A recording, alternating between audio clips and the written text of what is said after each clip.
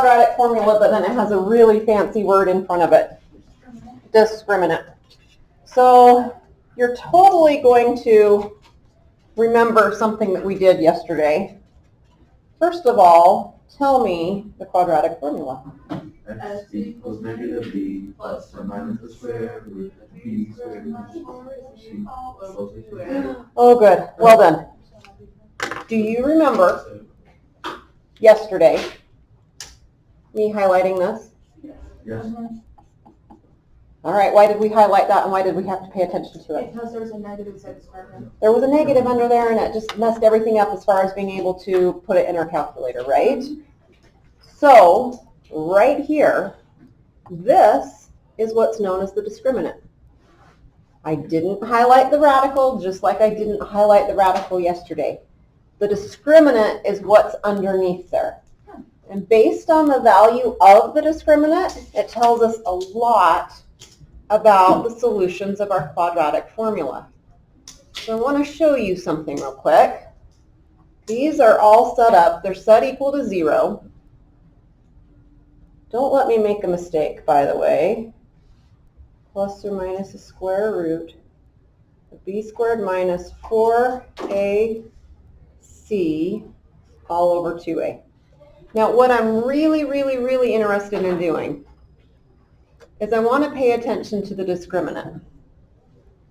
So if I look at this right here, and I grab my calculator,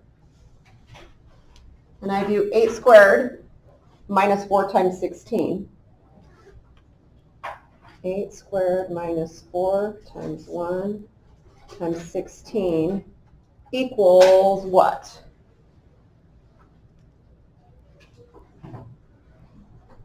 You guys are taking notes. Sorry, I was moving kind of fast. Mia's got her calculator out, and what'd you get? You got 0 equals 0. So, in fact, it tells me right there. I got 0. That means I am going to have one answer. And it says right here, one rational root. That means it's going to be a pretty problem. You're going to get a pretty answer. Okay, so when we get 0, we get one answer, and it's a pretty answer. We like it. We feel like we did something right when we get pretty answers. We just do. So I could continue solving this. That's 0. Oops, I didn't put over 1.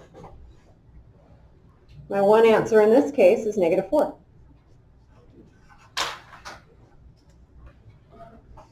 We like pretty answers.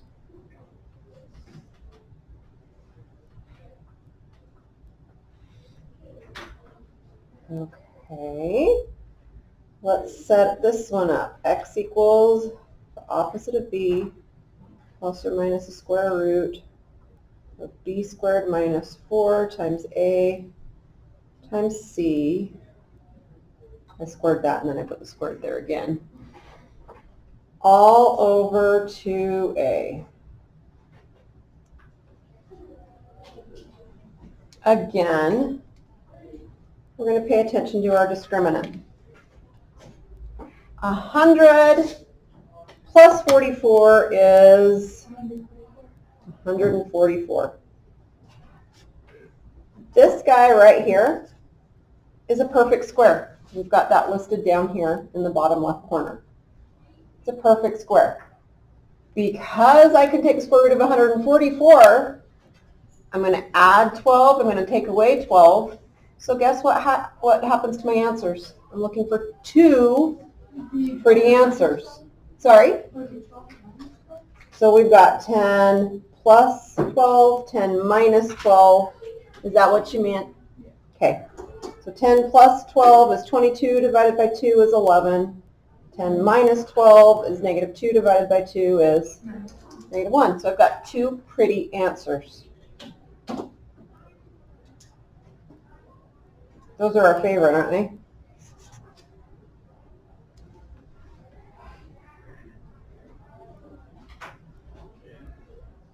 All right, let's set this one up.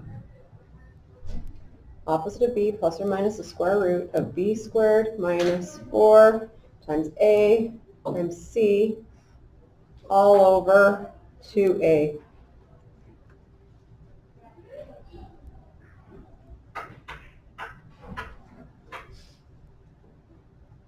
Negative 6 plus or minus, what's 56 plus 36? 92.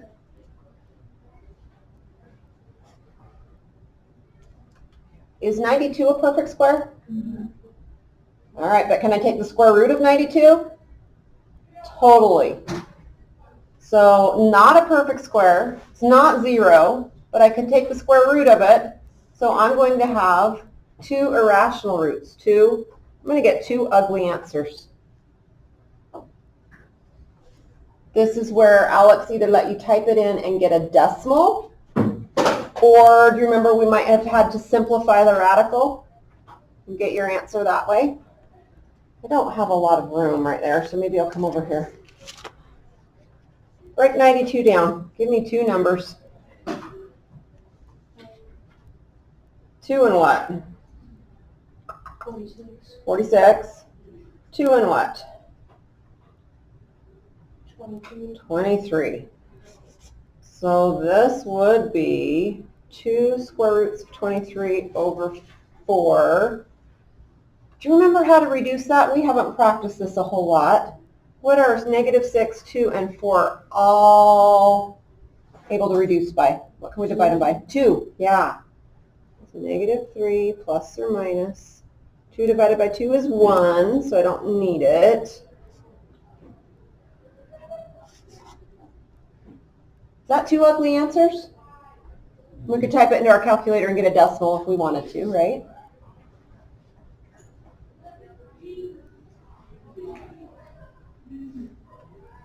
Pause and let me get caught up.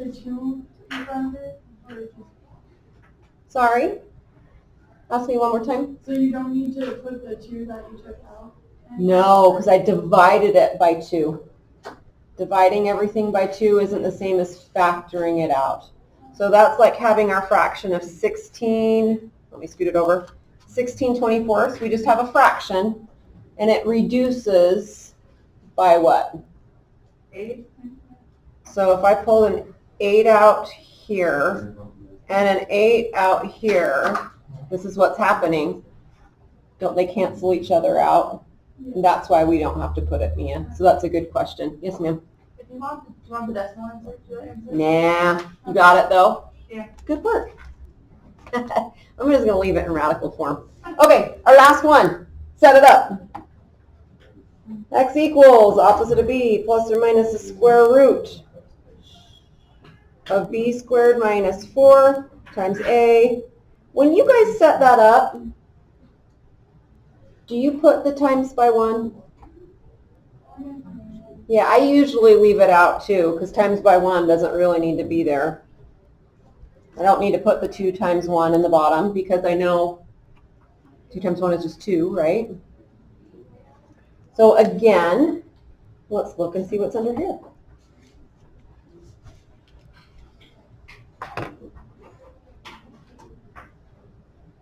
Plus or minus 36 minus 40, I get negative 4. Because our determinant is negative, what do you guys know because of your homework yesterday? We're going to have I. We're going to have 2 imaginary roots. So your determinant tells you 2i over 2. What do those all reduce by? 2. Your determinant tells you what kind of answers to look for. So today there are 7 problems that will have you evaluate the determinant to figure out what kind of problem you're going to end up with. So this journal page might be your best friend. But do you feel like you kind of already know what the heck? Absolutely, because we've really worked hard on all of the prerequisite skills for this.